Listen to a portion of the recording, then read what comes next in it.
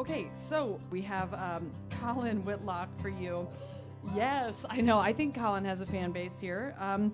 After almost 20 years in town, he calls Gainesville home, which is great. And as a member of bands, he's been in a lot of bands. Who is a shitty Beatles groupie? Do we have some of them in here? Okay, I know about you guys, and it's very, very intense. And I want the tickets. It sells out every time before I get a ticket. Okay, so share and share alike. But he's in the band the Shitty Beatles, the Slims, Brewster Baker, Jordan Burchell, Average Friend, Cassette, Dark Horse, and Maxwell Edison.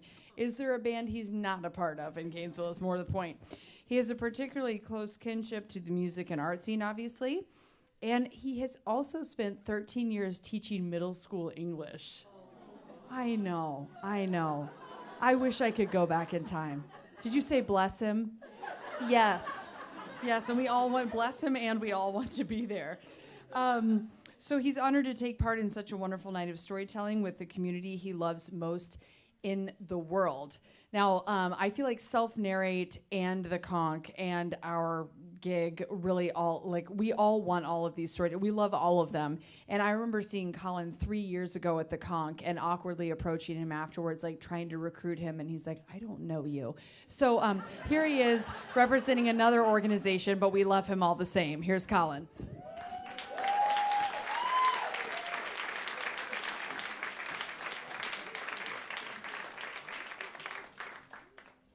Hello. It's really cold back there. So about 8 years ago, I was moving to a new house in a new neighborhood. I was very excited because I was kind of ready for like a shift, and I was ready to kind of dig into a neighborhood. You know what I mean? When I was growing up, I had the greatest childhood neighborhood. There's like 10 of my friends within 5 blocks, and there was no like calling up to see if you wanted to hang out. It was like knock on the door, can Collin come out to play? Which I missed. And you know, I had family in the neighborhood, and we had friends who were like family in the neighborhood. And I lived there for 18 years, my whole life. And then I got to Gainesville, and you kind of had that my freshman year in the dorms. You know, it was nice, but and slowly as the years go on, you kind of like, I at least, not you, but I started kind of pulling out, not really getting into the neighborhood, just kind of keeping to myself. And I was ready to like really dig in. So I was really excited about this. So I moved to this house, and it was a great neighborhood. That's why I was so excited. It was this classic East Gainesville neighborhood. I could already see the block parties. That was, you know, what I wanted. And so I was moving in. I gave myself about a week. When I moved in, I kind of settled in. My dog and I were like, you know, we were sort of binging TV shows. Started watching Dexter together, you know. I got about 2 seasons into Dexter, which is not smart to do when you're living alone in a new house. Kind of freaked out by serial killers.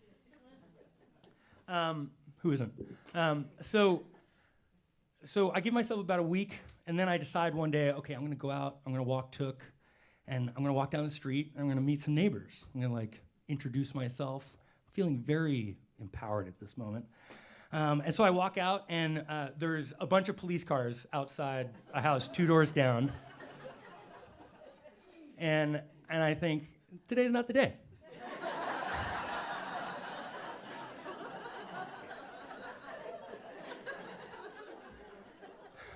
This is not the way to introduce yourself to your neighbors. Everybody's outside because they're good neighbors. And they're all like so concerned somebody got robbed. And I was like, I'm just going to walk this way. I'm going to go toward the park. So I waited another day. And one day I was getting home from work. And my next door neighbor was outside in his yard.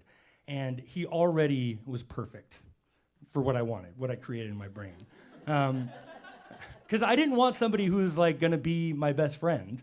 I wanted like a weird, quirky neighbor that like you could talk about with your friends, and that you could kind of like, you wouldn't believe this guy I live next to, right? Which he probably says about me. And so he's outside, and there's like, I wish you could see this place. The house is almost the same as mine, except there's this huge section in the back that has obviously been added by him. Probably not up to code. And then, his front yard has got all these projects that he tinkers with. So he's like a handyman type. He's got like white tennis shoes on with white socks pulled up to his knees. I am not making fun of him, by the way. I'm just saying this is what I wanted. So I was even more excited. So he comes over, and he's so nice. He introduces himself. We'll call him Don. And Don is so excited. Oh, I'm so glad you're in the neighborhood. We love having new blood in the neighborhood. It's a great place.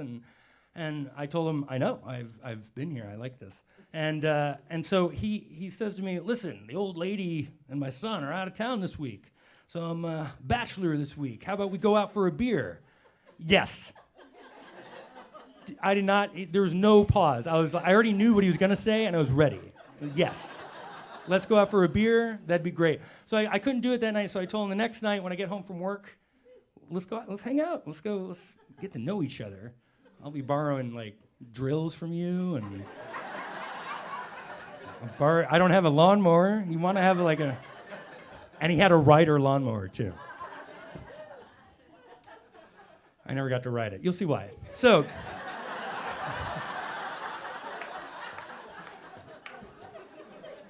by choice.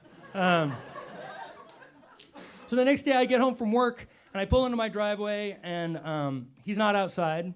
That matters. He's not outside. I get in my driveway. I go into my house. I play with my dog for 10 seconds. My routine is I go in, play, go chant. I do the Mr. Rogers thing. I got to get out of my I hate my life clothes into I'm a happy person.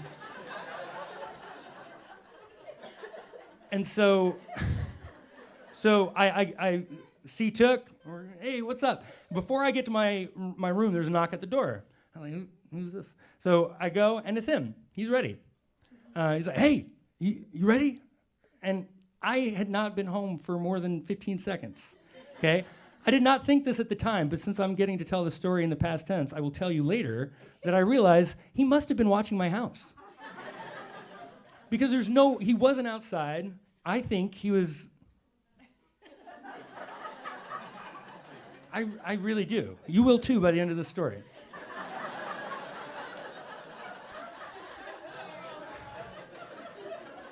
I say, yes, I just got to go change my clothes. Come on in.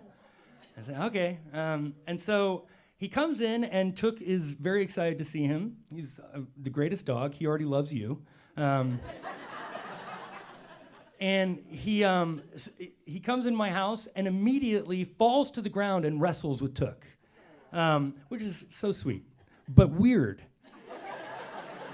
Because we've only talked once before, and he's already, wrestling my dog. He could have injured he was fine. But he was, on the ground. How many times have you gone into a stranger's house and just rolled around on their floor, their ground? There was a floor in my house. So I'm fine with this because I'm thinking positive. I think this is what I wanted. This is what I asked for. And so I go in my room, I continue to hear banging and, thumps, but no barking, so I figured it was okay. And so I get dressed, I come back out, and he's no longer in my living room, he's in my kitchen opening cabinets. There's not a not creepy way to do it, but I didn't feel like I was in danger at this point. I just thought okay, so what he was doing is oh my gosh, this house is the exact same layout as my house. And so he's checking. He's like, you got the same cabinets as me. This is where my kitchen is. Your bedroom's where my kid's bedroom is. Very interesting. Not at all, but I thought I'm guessing that the same person built our house. There's a lot. I didn't say this. I'm thinking this because I'm polite. And so he continues to do this, and he's like, oh, this is all the same stuff. And then he says to me, he looks at the back where the kitchen is, and he says, oh, but here's the big difference between our houses. When you go back to this room, in my house, it's a big open space. I've been building an addition to my house. And I said, I know you have. And he said, you got to see it sometime. Yes, I would love to see it sometime. So we get into the car. I volunteer to drive, and he said, listen, I want to treat you to a real Gainesville experience. I don't think he knows that I've been here for 10 years. And he goes, there's this place downtown. It's called The Top. It's very hip. They've got all this crazy shenanigans on the wall. When you go into the bathroom, they've got baseball cards and they've got... And I said, I know, I've been there before. I've lived here for 10 years. And he said, yeah, it's so great. You'll love it. So we get in the car and he tells me, he's like, okay, now you're going to have to go toward Main Street. I said, I know, I've been there. I've lived here for 10 years. I've been there. And so we're going down Main Street and he's starting to, we're having that small talk. I'm a teacher. Oh, you're a teacher? That's crazy. I'd never do that. Thank God. And then he says, and I'm like, well, what do you do? And he's like, well, I'm an engineer, but I'm a bit of a hacker.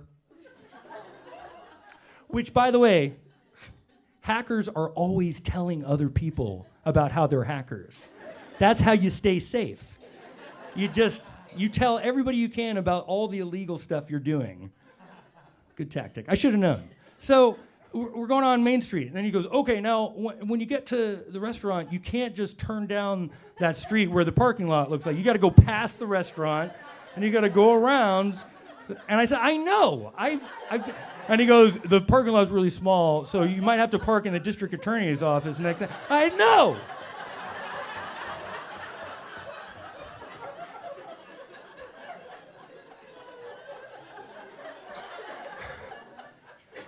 So we park, we're walking up. They've got these little lobsters for the buzzers, and they, that your table's ready. It's hilarious. I know. We get in there. He calls the hostess honey. Yes. This is going to be great. We sit down. He gets us some beers. We start having chit-chat and all that good stuff. At one point, he's telling me about how he makes, what are these like racing car, drag racer. He makes drag racers. And he and his buddies like to drive down 441 going like 150 miles an hour because the cops can't catch us. I bet. That sounds like a 100% real story. And so I'm like, wow, that's you're dangerous. And then he gets a phone call, and he takes out his phone and he goes, it's the old ball and chain. Hold on 1 second. Hello? Yeah? Oh, really? That's really interesting. This whole time, the whole conversation, he's talking to his wife, he's talking to me. With no words, though. He's just like, oh, wow, that's great. And I get it. Like, I start realizing, I was like, he's trying to be, like, maybe he hasn't hung out with just like another guy in a while, except for his drag racing buddies. Maybe he's just trying to show me he's like a dude, and he doesn't know that I hate all of this.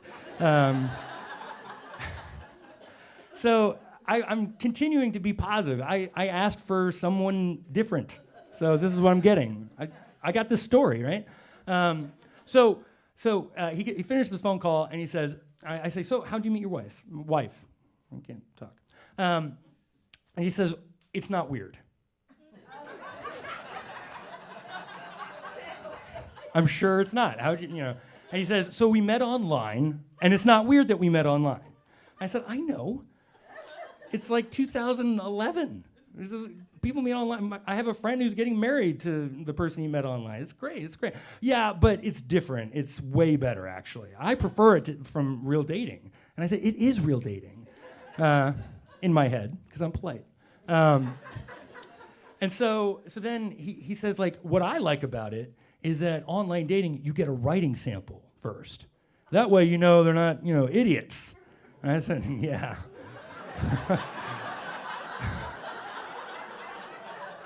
It gets so much worse. So then our server comes up, and she already hates us.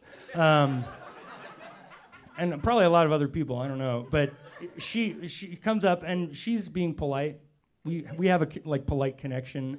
And she was like, howling to everything. And he ignores her and he says, for example, let's say she and I go on a date, right? And she immediately is like, oh, and so am I. And he goes, we could go out, I could spend $150 on this date, and she ends up being an idiot, and it's a complete waste of my night. So could I have an extra side of French fries? So I was really put off by this. So my goal for the rest of it was just like, okay, I've ventured out. I've, met this guy. Let's move this along. And then I started trying to put things in perspective. He doesn't think that he's doing all this. He's just thinking he's having a great time, and I'm playing the part pretty well because I'm polite. And so I started thinking, he is being really nice to me. And he's buying me dinner. He's buying me, some beers. He's trying to be welcoming to the neighborhood. So I'm trying not to do the whole judgy thing. I failed at that, but I try to do it. So dinner's over. There's so many more conversations we have that I could make you cringe with. But we're driving home, and he's talking about this new edition. He's everything about it. It's going to be so great. Right now it's a workshop, but it's going to turn into a game room, and the kids are going to love it. And I'm like, oh, that sounds so great. That's going to be great. And he goes, you should see it sometime. And I said, I would love to see it sometime. Come on over. Oh, what did I do?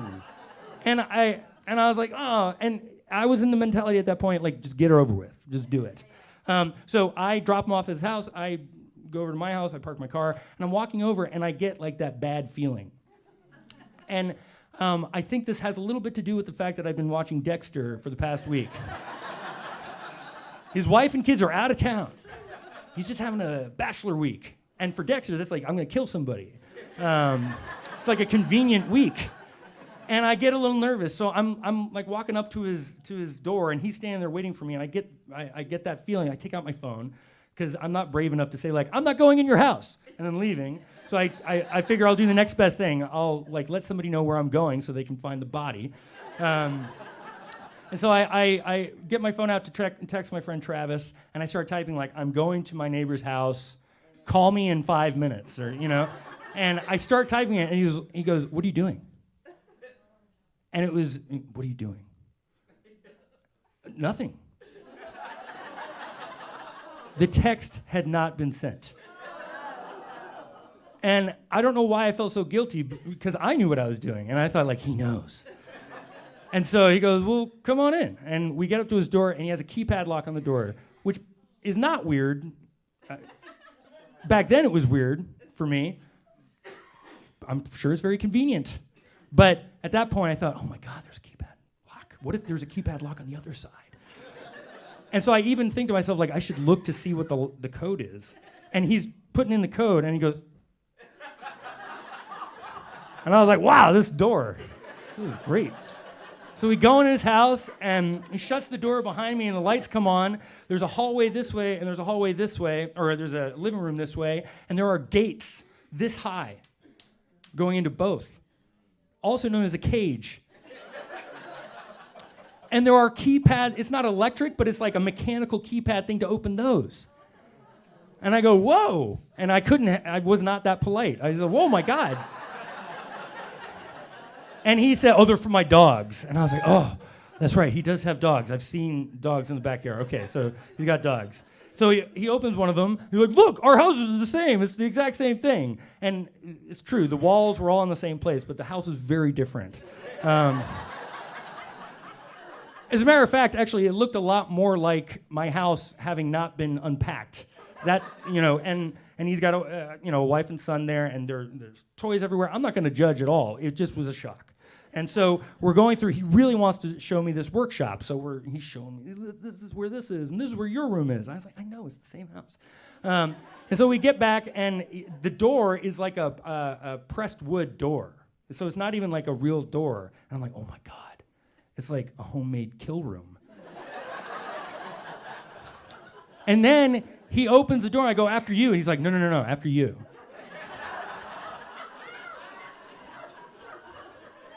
Side note, if somebody opens the door for you and they say after you, and you're one of the people who's like, nope, after you always creep them out, or you at least always make them feel uncomfortable. Just go. Unless you really think that somebody's going to kill you if you walk in. I don't know. Maybe this is just me. So I go in, waiting for the needle to go in my neck. And the lights come on, and it is covered in plastic, the whole thing. Wall to wall. On the walls, there's plastic. On the floor, there is plastic. There's a table in the middle of the room, and it's got plastic over it. There are saws and drills and sharp objects hanging from the ceiling. It is his workshop.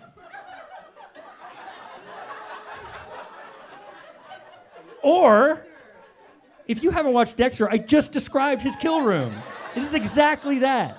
And I was really starting to freak out. I realized like a minute into it that he is telling me every different kind of nut and screw and bolt that he used in this place. And I don't know anything about any of that stuff.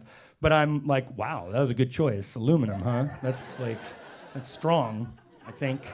And he's going, and I'm trying to be polite and pay attention, but I feel very uncomfortable. There's something, and he's kind of got this mad look in his eyes, too, and he's telling me this stuff. I might have imagined that, I don't know. But I finally get to a point where I tell him, like, you know what, I got some papers to grade. Teacher excuse. Comes in handy a lot. No, none of us grade papers. No, I'm just joking.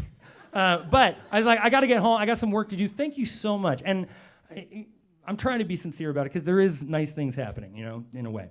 And so we walk out into his living room. I feel a little bit safer now that the plastic is away, you know.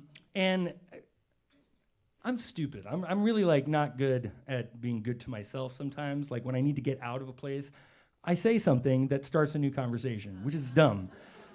On his couch, on the way out, there's this really beautiful Gibson 12-string guitar. And I say, like, wow, that's a really nice guitar. That's great. Oh, you play. And I say, oh, yeah, but, you know, nope, you know. And he says, like, well, I play too. Here. And he grabs a guitar, and he puts his leg up on his coffee table, and he holds it up on his knee, and I realize I'm about to be serenaded. Two dudes in a living room, and he says, this one's by Mr. Buffett. And he plays me Cheeseburger in Paradise. Wait. It was not Cheeseburger in Paradise. It was Cheeseburger in Paradise, but he and his buddies back in college needed to study for a chemistry test. So they rewrote 12 verses of chemistry study notes. And he sang me 12 verses of Cheeseburger in Paradise with the study notes. What do you do when a guy finishes that song for you and you're alone in his living room? Thank you. Right? And I thought, wow, I could not have just done that. You know, I thank you that was very nice. I didn't say that. Thank you very much. And then came the sincere, like, I really appreciate you reaching out. I'm excited to be in the neighborhood. Thank you very much. And he goes, oh, yeah, man, you know, it's a great neighborhood. We got a great community going here. It's a really safe neighborhood. I told you I was stupid. And I said, yeah, safe, but, you know, the other day, those cops were down the street a couple doors down. And he goes, what the fuck? Oh, I forgot to warn you that I was going to curse. But that's what he said. I'm not just, like, throwing it out there willy-nilly. The room got really cold. He's, what? And I said, oh, I don't know. There was cops down there, and apparently somebody got robbed. He was like, why didn't anybody tell me? I don't know. I'm new. I'm not. And he goes, no, you don't understand. I'm the head of the neighborhood watch. You have to tell me these things. And I said, well, now I know that. And, you know, whoever didn't tell you, I'm sure they're very sorry. And he goes, well, it would be a big mistake if anybody ever tried to break in here because, you know, I'm always packing. And I couldn't help it because I get uncomfortable with guns. Around. Like, it's fun if I'm shooting them, but if somebody else has them, I'm very uncomfortable. And he's like, yeah.